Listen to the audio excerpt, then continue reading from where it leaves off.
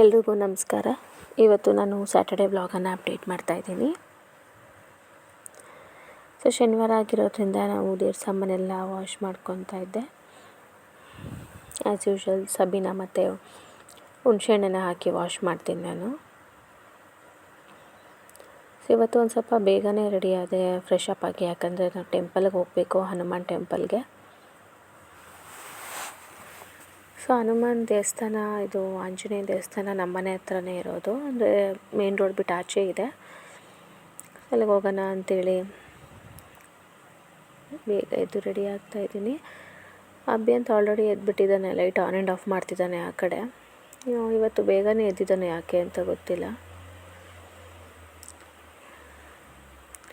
ದಿನ ಯೂಶ್ವಲಿ ಅವನು 7 ಗಂಟೆ 7:30 ಎದ್ಬಿಡ್ತಾನೆ. ಫ್ರೆಶ್ ಅಪ್ ಆದಾಗ ಹೋದಾಗ್ಲಂತೂ ಅವನು ಒಂದ್ಸಲ ಎದ್ಬಿಟ್ಟು ಅತ್ತೆ ಮಲ್ಕೊಳ್ಳೋದು ಅವನು. ಇವಾಗ ಎದ್ದು ಬಂದಿದ್ದಾನೆ, ಇನ್ನೇನು ಸ್ನಾನ ಮಾಡಿಸ್ಲಾನ ಅಂಥೇಳಿ ತಿರ್ಗಾ ಮಲಗ್ಸೋಕ್ಕೇನು ಹೋಗಲಿಲ್ಲ.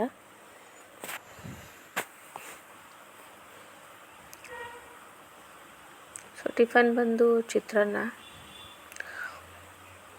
ಆಗಿರೋದ್ರಿಂದ ಹುಡುಗರಿಗೆ ಇಡ್ಲಿ ತೊಗೊಂಬ ಅಂತ ಹೇಳಿದ್ದೀನಿ. ಹೋಟ್ಲಲ್ಲಿ ಇಡ್ಲಿ ತೊಗೊಂಬನ್ನಿ ಅಂತ ರಾಕಿ ಅವ್ರಿಗೆ.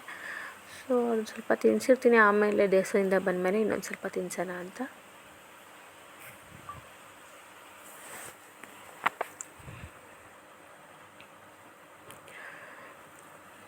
ವಾರ ಬೆಳಗ್ಗೆದ್ರಿಂದ ದೇವ್ರ ಸಾಮಾನು ಏನೂ ಗಲೀಜಾಗಿರೋದಿಲ್ಲ, ಎಲ್ಲ ನೀಟಾಗಿ ವಾಶ್ ಮಾಡಿದ್ದೀನಿ. ನೋಡಿ, ಎಲ್ಲ ಕ್ಲೀನಾಗಿ ಅನ್ನಿಸ್ತಾ ಇದೆ. ದೇವ್ರ ಸಾಮಾನು, ದೇವ್ರ ಮನೆ ಎಲ್ಲ ತುಂಬ ಕ್ಲೀನಾಗಿ ಅನ್ನಿಸ್ತಾ ಇದೆ. ನಾನು 4 ಊದ್ಕಡ್ಡಿಗಳನ್ನ ಹಚ್ಕೊತೀನಿ, 2 ತುಳಸಿ ಗಿಡಕ್ಕೆ, 2 ಒಳಗಡೆ ಹಚ್ಚೋದಕ್ಕೆ ಅಂತ. ಅದಾದ ನಂತರ ಆ್ಯಸ್ ಯೂಶ್ವಲು ಶನಿವಾರ ದಿನ ಹನುಮಾನ್ ಚಾಲೀಸ ಕಂಪಲ್ಸರಿ, ಶನಿವಾರ ಮಂಗಳವಾರ. ನಾನು ಹನುಮಾನ್ ಚಾಲೀಸದೇ ಅದೇ ವಾಯ್ಸ್ ಹಾಕೋಣ ಅಂತಂದರೆ ತುಂಬಾ ಡಿಸ್ಟರ್ಬೆನ್ಸ್ ಇತ್ತು. ಜ್ಯೋತಿ ಬೇರೆ ಅದೇ ಟೈಮಿಗೆ ಕಸ ಗುಡಿಸಿ ನೆಲ ಒರೆಸ್ತಾಯಿದ್ರು. ಫುಲ್ಲು ಅವ್ರದ್ದೇ ವಾಯ್ಸ್ ಇದೆ, ಸ್ತೋತ್ರಗಳೇ ಕೇಳಿಸೋದಿಲ್ಲ. ಅದಕ್ಕೆ ನಾನು ಸ್ವಲ್ಪ ಜೋರಾಗಿ ಹೇಳ್ಕೊತಾ ಇದ್ದೀನಿ. ಅವ್ರು ನೆಲ ಒರೆಸ್ಬೇಕಾದ್ರೆ ಹುಡುಗರೆಲ್ಲ ಅಡ್ಡ ಹೋಗ್ತಾರಲ್ಲ, ಅಬ್ಬಿ ಅಂತ ಮತ್ತು ನಿಶ್ವಿಕಾ ಎಲ್ಲ, ಅದಕ್ಕೆ ಅವರು ಕೂಗಾಡ್ಕೊಂಡು ಒರೆಸ್ತಾ ಇರ್ತಾರೆ ನೆಲನ. ಆದರೂ ಮಕ್ಕಳು ಇವರು ಮಾಡೋದೇ ಮಾಡ್ತಿರ್ತಾರೆ, ಅವರು ಕೂಗಾಡ್ಕೊತಿರ್ತಾರೆ. ಆದರೆ ನಾನು ಆ ಕಡೆ ಏನೋ ಅಷ್ಟೊಂದು ಡೈವರ್ಟ್ ಆಗ್ದಲೇ ಹನುಮಾನ್ ಚಾಲೀಸನ ಜೋರಾಗಿ ಹೇಳ್ಕೊತಾ ಇದ್ದೀನಿ.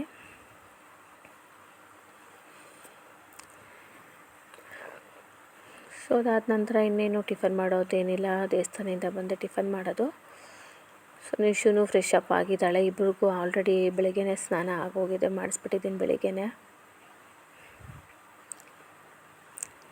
ಇನ್ನೇನು ದೇವಸ್ಥಾನಕ್ಕೆ ಹೋಗಿ ಬರೋದು. ತುಂಬ ಕ್ಲೌಡಿ ಆಗಿದೆ ಇವತ್ತಿನ ದಿನ, ಹಾಗೆ ಅದರಿಂದ ಒಂದು ಸ್ವಲ್ಪ ಲೈಟು ಡಾರ್ಕು ಆಗ್ತಾಯಿದೆ. ಜಿಡಿ ಮಳೆ ಇವಾಗೆಲ್ಲ ಬೆಳಗ್ಗೆ ಹೊತ್ತು ತುಂಬ ಬಿಸಿಲೇ ಇರೋದಿಲ್ಲ. ಫಸ್ಟೆಲ್ಲ ತುಂಬ ಬಿಸಿಲು ಬರ್ತಾಯಿತ್ತು, ಇವಾಗ ಆಲ್ರೆಡಿ ರೈನಿ ಸೀಸನ್ ಸ್ಟಾರ್ಟ್ ಆಗಿಬಿಟ್ಟಿದೆ. ಬೆಳಗ್ಗೆ ಆದರೆ ಸಾಕು, ತುಂಬ ಕತ್ತಲೆ ಅನಿಸುತ್ತೆ. ಆಮೇಲೆ ಮೋಡ ಮುಚ್ಕೊಂಡ್ಬಿಟ್ಟಿರುತ್ತೆ. ಇವಾಗೆಲ್ಲ ಸೈಕ್ಲೋನ್ ಥರ ಬೇರೆ ಸಣ್ಣಗೆ ಮಳೆ. ಇವಾಗಲೂ ನಾನು ವಾಯ್ಸ್ ಓವರ್ ಕೊಡಬೇಕಾದ್ರೂ ಕೂಡ ಇವಾಗಲೂ ಕೂಡ ಮಳೆ ಬರ್ತಾ ಇದೆ. ಜಿಡಿ ಮಳೆ ಸೌಂಡ್ ಕೇಳಿಸ್ತಾ ಇದೆ ನನಗೆ ಈಗಲೂ ಹೊರಗಡೆ. ಯಾರೆಲ್ಲ ನನ್ನ ಚಾನಲ್ ನೋಡ್ತಾ ಇದ್ದೀರಾ, ಲೈಕ್ ಮಾಡಿ ಹಾಗೂ ಅದಕ್ಕೆ ಸಬ್ಸ್ಕ್ರೈಬ್ ಮಾಡಿ. ಆಮೇಲೆ ಅದಕ್ಕೆ ಬೆಲ್ ಐಕಾನ್ ಕೂಡ ನೀವು ಪ್ರೆಸ್ ಮಾಡಬೇಕಾಗತ್ತೆ. ಲೈಕ್ ಮಾಡಿ ಹಾಗೂ ಸಬ್ಸ್ಕ್ರೈಬ್ ಮಾಡಿ. ಯಾರೆಲ್ಲ ನೋಡ್ತಾ ಇದ್ದೀರಾ ಸಬ್ಸ್ಕ್ರೈಬ್ ಮಾಡೋದನ್ನು ಮರಿಬೇಡಿ.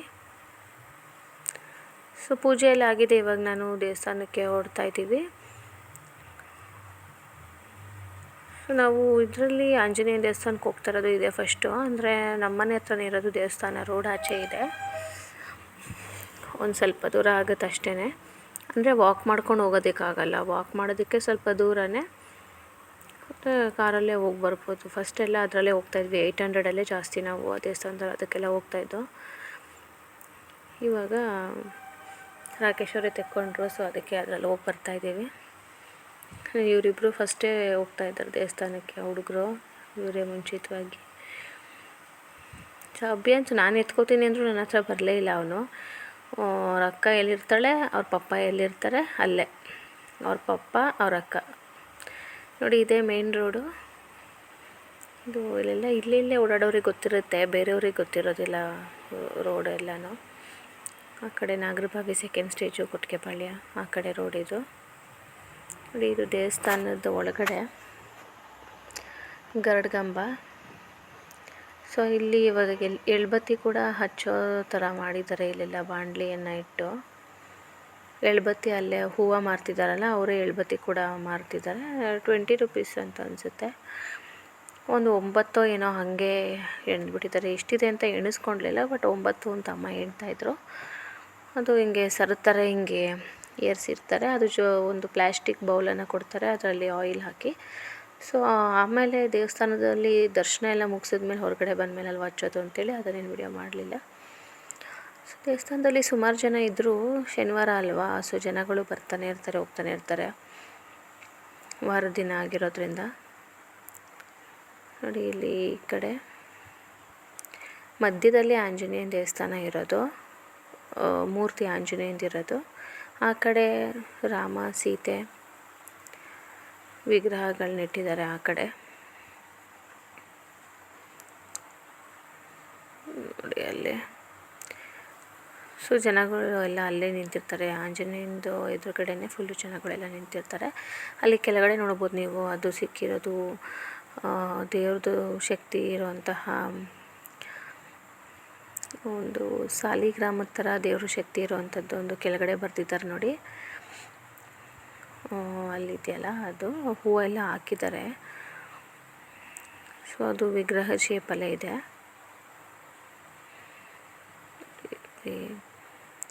ಇಷ್ಟೊಂದು ಜನ ವಿಳೆದೆಲೆಯಲ್ಲಿ ಹಾರ ಮಾಡ್ಕೊಂಬಂದಿದ್ದಾರೆ ಸ್ಯಾಟರ್ಡೆ ಅಂತ. ಸೊ ತಾಯ್ತಗಳೆಲ್ಲ ಇಲ್ಲೂ ಕೂಡ ತಾಯ್ತಗಳು ಕಟ್ತಾರೆ ಆಂಜನೇಯಂದು, ಮಕ್ಕಳಿಗಾಗಿರ್ಬೋದು ದೊಡ್ಡವ್ರಿಗಾಗಿರ್ಬೋದು. ಆರೆಂಜ್ ಕಲರ್ ದಾರದಲ್ಲಿ ನೋಡಿ ರಾಮ ಲಕ್ಷ್ಮಣ ಹಾಗೂ ಸೀತೆದು ಈ ಕಡೆ ರೈಟ್ ಸೈಡಲ್ಲಿ ಮಾಡಿದ್ದಾರೆ.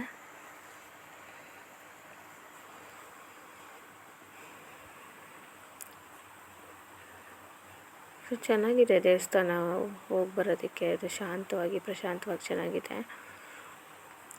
ಸೊ ನಾವು ಬಂದಾಗ ಒಂದಿಷ್ಟು ಜನ ಇದ್ದರು.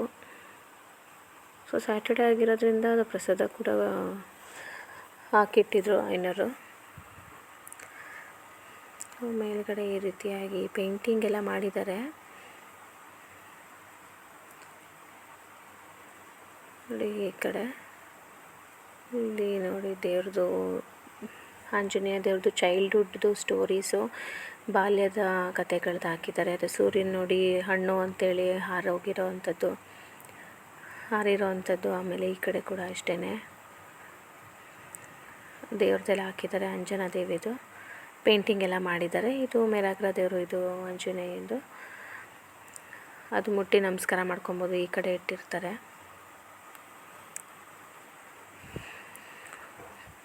ಸೊ ಇವರೆಲ್ಲ ದೇವಸ್ಥಾನ ಸುತ್ತ ಓಡಾಡ್ತಿರ್ತವೆ. ಮಕ್ಳಿಗೆ ದೇವಸ್ಥಾನಕ್ಕೆಲ್ಲ ಕರ್ಕೊಂಬಂದುಬಿಟ್ರೆ ಖುಷಿ, ಒಳಗಡೆ ಎಲ್ಲ ಓಡಾಡ್ಬೋದು ಅಂತ. ಸಿಕ್ಕಿದ್ದೆಲ್ಲ ಮುಟ್ತಾ ಇರ್ತವೆ. ಅದು ನಾನು ತುಂಬ ದಿವಸ ಆಗಿತ್ತು ಶನಿವಾರ ಬಂದು ಈ ಕಡೆ. ಸೊ ಇವತ್ತು ಬಂದೆ ನಾನು, ಸ್ಯಾಟರ್ಡೆ ಅಂತ ಹೇಳಿ. ಇನ್ನೇನು ದರ್ಶನ ಎಲ್ಲ ಆಗಿದೆ, ಹಾಗೂ ಪ್ರಸಾದ ತಗೊಂಡು ಇನ್ನೇನು ಮನೆಗೆ ಹೋಗೋಣ ಅಂತ ಹೇಳಿ.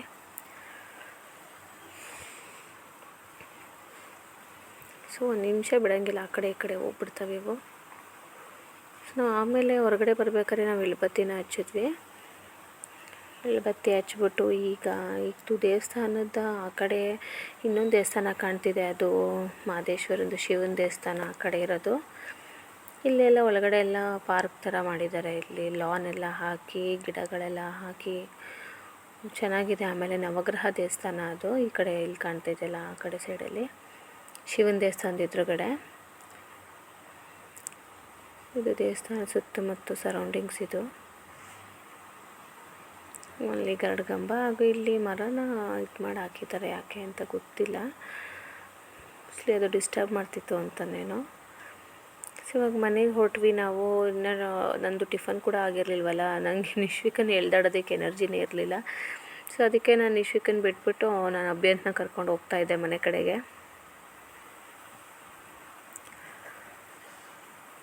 ಸೊ ಹೋದಾಗೆಲ್ಲ ಯಾವಾಗಲೂ ಅರ್ಚನೆ ಮಾಡಿಸ್ತೀವಿ. ಸೊ ಅರ್ಚನೆ ಮಾಡಿಸಿದಾಗ ಏನು ಅಂತ ಹೇಳಿದ್ರೆ, ಅವರು ಸ್ವೀಟ್ ಪೊಂಗಲೋ ಖಾರ ಪೊಂಗಲೋ ಏನು ಮಾಡಿರ್ತಾರೆ ಪ್ರಸಾದ, ಅದನ್ನು ಒಂದು ಬಾಕ್ಸಿಗೆ ಹಾಕಿ ಒಂದು ಬಾಳೆಹಣ್ಣು ಹಾಕಿ ಅದಕ್ಕೆ ತುಳಸಿ ಹಾರನ ಒಂದು ಸ್ವಲ್ಪ ಕಟ್ ಮಾಡಿ ಹಾಕ್ಕೊಡ್ತಾರೆ ಒಂದು ಕವರಲ್ಲಿ.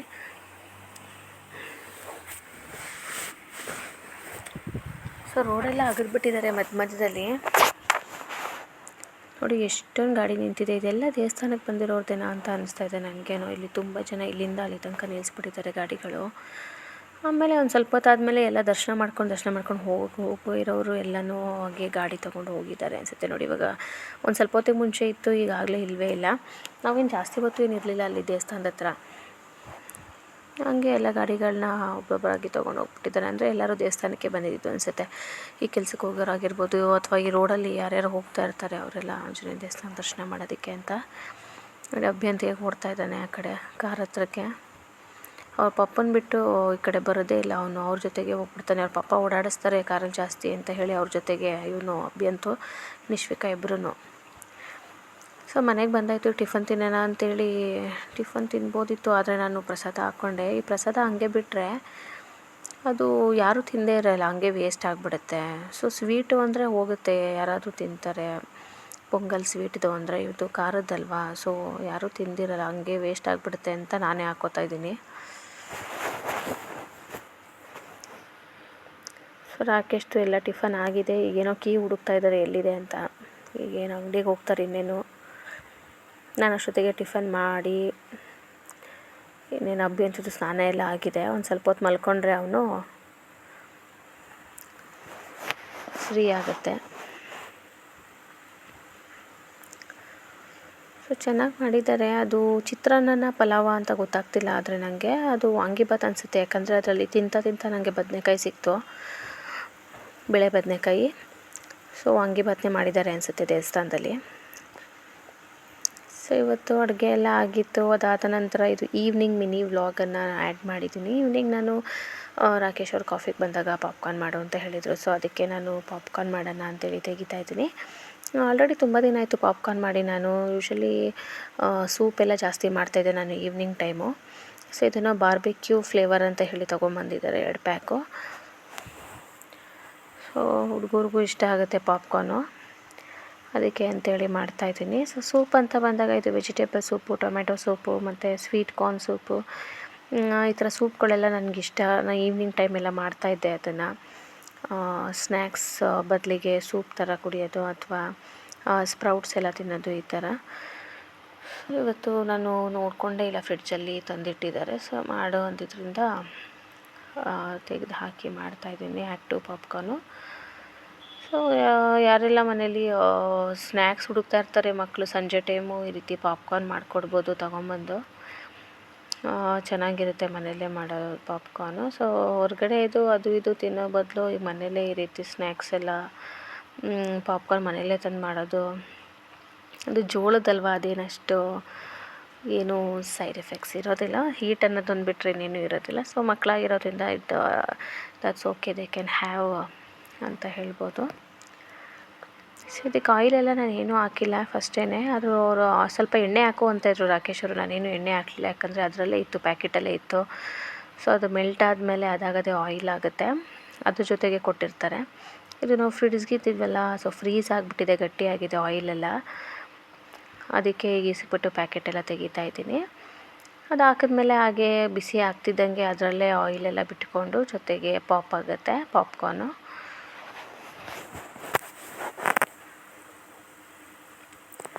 ಸೊ ಸ್ಯಾಟರ್ಡೆ ಸಂಡೇ ಏನಾದರೂ ಒಳ್ಳೆ ಮೂವಿ ಇದ್ದರೆ ಅದು ಪಾಪ್ಕಾರ್ನ್ ನೋಡಿಕೊಂಡು ತಿನ್ಬೋದು, ಪಾಪ್ಕಾರ್ನ್ ತಿಂದ್ಕೊಂಡು ಫಿಲಮ್ ನೋಡ್ಬೋದು. ಆದರೆ ಇವಾಗೆಲ್ಲ ಬರೀ ರಿಯಾಲಿಟಿ ಶೋಸೇ ಬರ್ತಾ ಇರುತ್ತೆ ಎಲ್ಲ ಥರಲ್ಲೂ. ಸೊ ಮೂವೀಸು ಅಂತಂದರೆ ಸಂಡೇ ಮಾತ್ರನೇ, ಈ ಮಧ್ಯಾಹ್ನ ಟೈಮಲ್ಲಿ ಅಷ್ಟೇ, ಈವ್ನಿಂಗ್ ಟೈಮ್ ಅಂತೂ ಇವಾಗ ಆಗ್ತಾನೆ ಇಲ್ಲ ಯಾರೂ. ನೋಡಿ ಹೀಗೆ ಪಾಪಪ್ ಆಗ್ತಿದೆ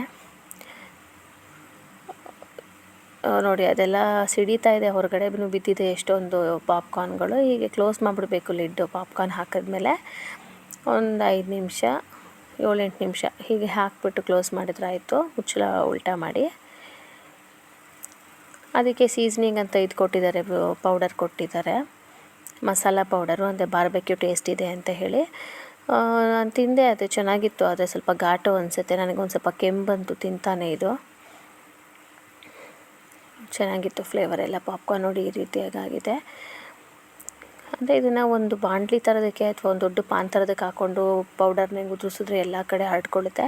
ಕುಕ್ಕರ್ ಇತ್ತಲ್ಲ, ನಾನು ಉದುರಿಸಿರೋದ್ರಿಂದ ಒಂದೊಂದಕ್ಕೆ ಜಾಸ್ತಿ ಬಿದ್ದಿದೆ, ಒಂದೊಂದಕ್ಕೆ ಕಮ್ಮಿ ಬಿದ್ದಿದೆ, ಒಂದೊಂದಕ್ಕೆ ಬಿದ್ದೇ ಇಲ್ಲ, ಪ್ಲೇನಾಗಿದೆ. ನಾನು ಪ್ಲೇನಾಗೇ ಇರಲಿ ಒಂದೆರಡು ಅಂದ್ಕೊಂಡೆ, ಯಾಕಂದರೆ ಅಭ್ಯಂತಿಗೆ ಖಾರ ಎಲ್ಲ ಅಷ್ಟೊಂದು ಇದು ಮಾಡಲ್ಲ, ಅವನು ಖಾರ ಅಂತಾನೆ. ಅದಕ್ಕೋಸ್ಕರ ಸ್ವಲ್ಪ ಪ್ಲೇನಾಗಿರೋ ಪಾಪ್ಕಾರ್ನ್ ಅಂದರೆ ಹಾಗೆ ತಿನ್ಬೋದೇನೋ ಅಂತ ಕೆಳಗಡೆ ಇರೋದಕ್ಕೆಲ್ಲ ಪಾಪ್ಕಾರ್ನ್ಗೆ ನಾನು ಪೌಡರ್ ಹಾಕಲಿಲ್ಲ, masala powder. So coffee ready ಆಗಿದೆ, ಈವ್ನಿಂಗ್ ಕಾಫಿ. ಕಾಟನ್ ಬಟ್ಟೆ ಯೂಸ್ ಮಾಡ್ತೀವಿ. ಕಾಟನ್ ಬಟ್ಟೆ ಯೂಸ್ ಮಾಡಿ ಕಾಫಿ ಮಾಡಿದ್ರೆ ಅದು ಟೇಸ್ಟ್ ತುಂಬ ಚೆನ್ನಾಗಿ ಬರುತ್ತೆ. ನಾನೇನು ಕಾಫಿ ಕುಡಿಯೋಲ್ಲ ಅಷ್ಟೊಂದು, I am not A coffee lover. ಆದರೆ ನಾನು ಕಾಫಿ ಕಾಟನ್ ಬಟ್ಟೆಯಲ್ಲಿ ಸೋಸ್ದಾಗಲೇ ಬೇರೆ ಟೇಸ್ಟ್ ಬರುತ್ತೆ, ಮತ್ತು ನಾವು ಸೋಸ್ತೀವಲ್ಲ ಅದ್ರಲ್ಲಿ ಸೋಸ್ದಾಗ ಇನ್ನೊಂಥರ ಟೇಸ್ಟ್ ಬರುತ್ತೆ. ನಾವು ಡಿಕಾಕ್ಷನ್ ಮಾಡಿ ಕಾಟನ್ ಬಟ್ಟೆಯಲ್ಲಿ ಸೋಸ್ಬಿಟ್ಟು ಆಮೇಲೆ ಅದಕ್ಕೆ ಹಾಲು ಮಿಕ್ಸ್ ಮಾಡಿ ಕುಡಿದ್ರೆ ಅದೇ ಒಂಥರ ಚೆನ್ನಾಗಿರುತ್ತೆ ಟೇಸ್ಟು. ನೀವು ಕೂಡ ಟ್ರೈ ಮಾಡಿ ನೋಡಿ ಅದನ್ನು. ಸೊ ಅದು ಒಂಥರ ಡಿಫ್ರೆಂಟಾಗಿ ಚೆನ್ನಾಗಿರುತ್ತೆ, ಬೇರೆ ಬೇರೆ ಥರ ಟೇಸ್ಟ್ ಬರುತ್ತೆ. ಹಾಲಿಗೆ ಪುಡಿ ಹಾಕೋದ್ರಿಂದ ಅದು ಇನ್ನೊಂದು ಥರ ಟೇಸ್ಟ್ ಬರುತ್ತೆ. ಅದಕ್ಕಿಂತ ಈಗ ಡಿಕಾಕ್ಷನ್ ಮಾಡಿ ಸಕ್ಕರೆ ಹಾಕಿ ಡಿಕಾಕ್ಷನ್ ಮಾಡಿ ಕುಡಿಯೋದ್ರಿಂದ ಚೆನ್ನಾಗಿ ಬರುತ್ತೆ, ಟೇಸ್ಟಿಯಾಗಿರುತ್ತೆ. ನಾನು ಅದು ಕೂಡ ವ್ಲಾಗ್ ಅಪ್ಡೇಟ್ ಮಾಡಿದ್ದೀನಿ ಒಂದ್ಸಲಿ, ಕಾಫಿ ಹೇಗೆ ಮಾಡ್ತಾಯಿದ್ದೀನಿ ಅಂತ ಹೇಳಿ. ಸೊ ರಾಕೇಶ್ ಅವ್ರು ಬಂದಿದ್ದಾರೆ. ಇನ್ನೇನು ಟೈಮ್ ಆಯಿತು ಅಂಗಡಿಗೆ ಹೋಗೋದಕ್ಕೆ, ಇನ್ನೂ ಆಗಿಲ್ವಾ ಅಂತ ಹೇಳಿ. ಇನ್ನೇನು ರೆಡಿ ಆಗಿದೆ ಪಾಪ್ಕಾರ್ನು. ಅದು ಇನ್ನೊಂದು 2-3 ಕೆಳಗಡೆ ಏನಾದರೂ ಜೋಳದ್ದು ಉಳ್ಕೊಂಡಿದ್ರೆ ಏನಾದರೂ ಕಾಳು, ಅದು ಪಾಪಪ್ ಆಗಲಿ ಅಂತ ಹಾಗೆ ಮುಚ್ಚಿಟ್ಟಿದ್ದೀನಿ ನಾನು. ಸೊ ಕಾಫಿ ಹಾಕ್ಕೊಟ್ಬಿಡ್ತೀನಿ. ಸೊ ನಾನು ಡೈಲಿ ಹಾಲು ಕಾಯಿಸಿದ ಮೇಲೆ ಕೆನೆ ಎಲ್ಲ ಕೂಡಿಡ್ತಾಯಿದ್ದೀನಿ, ಅದು ಡಬ್ಬ ಅದರ ಇನ್ನೊಂದು ದಿವಸ ತೋರಿಸ್ತೀನಿ, ಆ ಡಬ್ಬಿ ತೆಗೆದು ಏನಿದೆ ಆ ಬಾಕ್ಸಲ್ಲಿ ಅಂತ ಹೇಳಿ ನಾನು ಏನು ಕುಡಿತಾಯಿದ್ದೀನಿ ಅಂತ. ಅದು ತುಪ್ಪ ಮಾಡೋಣ ಮನೇಲಿ ಕಾಯಿಸಿರೋಂಥ ಹಾಲಿನ ಕೆನೆದು ತುಂಬ ಟೇಸ್ಟಿಯಾಗಿ ಬರುತ್ತೆ ಅಂತ, ಅದರಿಂದ ಅದನ್ನು ಕೂಡಿಡ್ತಾಯಿದ್ದೀನಿ. ನೋಡಬೇಕು ಹೇಗೆ ಬರುತ್ತೆ ತುಪ್ಪ ಅಂತ ಹೇಳಿ. ಸೊ ಕಾಫಿ ನೋಡಿ ಎಷ್ಟು ಬೇಕೋ ಅಷ್ಟೇ ಹಾಕ್ಕೊತಾರೆ, ಒಂಚೂರು ಜಾಸ್ತಿ ಹಾಕ್ಕೊಟ್ಟು ಕುಡಿಯೋದಿಲ್ಲ, ಏನಿಲ್ಲ ಹಾಕಿ ಸ್ವಲ್ಪನೇ ಅಷ್ಟೇ ಕುಡಿಯೋದು. ಅದು ಒಂದು ಒಳ್ಳೆಯ ಅಭ್ಯಾಸನೇ, ರಾಕಿದ್ದು ಎಷ್ಟು ಬೇಕೋ ಅಷ್ಟು ಕುಡಿತಾರೆ, ಜಾಸ್ತಿನೂ ಕುಡಿಯೋಲ್ಲ ಸಿಕ್ತು ಅಂತ. ಒಂದು ಸ್ವಲ್ಪ ಅವ್ರಿಗೆ ಎಷ್ಟು ಬೇಕೋ ಅಷ್ಟೇ ಅಲೋಟದಲ್ಲಿ ಕುಡಿತಾರೆ ಅಷ್ಟನ್ನು. ಸೊ ಇದು ಮಾರ್ನಿಂಗ್ ನಾನು ರಂಗೋಲಿ ಹಾಕ್ತಿದ್ದಿದ್ದು, ಇದು ಕರೆಕ್ಟಾಗಿ ನಾನು ಹಾಕೋಕ್ಕಾಗಲಿಲ್ಲ, ಸೊ ಅದಕ್ಕೆ ನಾನು ಲಾಸ್ಟಲ್ಲೇ ತೋರಿಸ್ತಾ ಇದ್ದೀನಿ. ಸೊ ಇನ್ಮೇಲೆ ನಾನು ವ್ಲಾಗಲ್ಲಿ ಕೆಳಗಡೆ ರಂಗೋಲಿ ಹಾಕೋದನ್ನು ಅಪ್ಡೇಟ್ ಮಾಡ್ತೀನಿ. ನೋಡೋಣ, ಅಲ್ಲಿ ಅಂದರೆ ಸ್ಪೇಷಿಯಸ್ ಆಗಿರುತ್ತೆ, ಸೊ ಸ್ಪೇಷಿಯಸ್ ಆಗಿ ಹಾಕ್ಬೋದು. ಆ್ಯಂಡ್ ಇಲ್ಲಿ ಅಂತ ಹೇಳಿದರೆ ಹುಡುಗರು ಬಂದು ಡಿಸ್ಟರ್ಬ್ ಮಾಡ್ತಿರ್ತಾರೆ, ಅದರಿಂದಾಗಿ ನಾನೊಂದು ಲೋಟಸ್ ಬಿಟ್ಟೆ ಅಂತ ಅನಿಸುತ್ತೆ ಇಲ್ಲಿ. ನಾನು ಅವತ್ತು ಆ್ಯಸ್ ಯೂಶ್ವಲ್ ಹಿಂಗೆ ಎಳೆ ರಂಗೋಲಿ ಮೇಲೆ ಹೆಡ್ಡಿಂಗ್ ಹಾಕ್ಬಿಟ್ಟು ಲೋಟಸ್ ಬಿಟ್ಟಿದ್ದೀನಿ ಅವತ್ತು. ಸೊ ಸ್ಯಾಟರ್ಡೆ ಆಗಿರೋದ್ರಿಂದ ಸ್ವಲ್ಪ ಬೇಗನೆ ಹಾಕಿದ್ದೆ ನಾನು ರಂಗೋಲಿ. ಇವನು ಕೂಡ ಎದ್ಬಿಟ್ಟಿದ್ನಲ್ಲ, ಬಂದಿದ್ದ ಅವನು. ಸೊ ನಮ್ಮ ಮನೇಲಿ ಸ್ಯಾಟರ್ಡೆ ವೀಕೆಂಡ್ ಹೀಗಿತ್ತು.